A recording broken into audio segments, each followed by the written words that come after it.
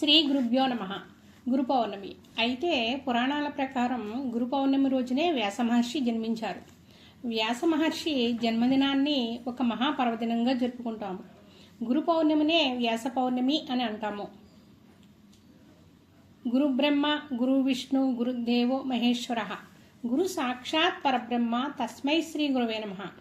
ఇక్కడ గురు అంటే సంస్కృతంలో గు అనే శబ్దానికి చీకటి అని అర్థం. రు అంటే నాశనం చేసే తేజస్సు అని అర్థం. అజ్ఞానం అనే చీకటిని తొలగించే జ్ఞానం అనే వెలుగుని ప్రసాదించువాడే గురువు అని అర్థం.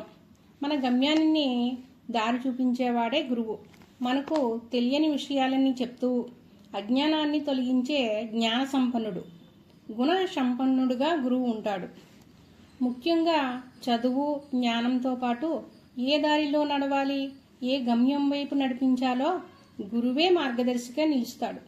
గురువుని పూజించడం, సేవించడం ద్వారా జాతకంలో గురుదోషం తొలగిపోతుంది. గురువు అనుగ్రహం లేకుండా జ్ఞానం, మోక్షం రెండూ లభించవని నమ్మకం.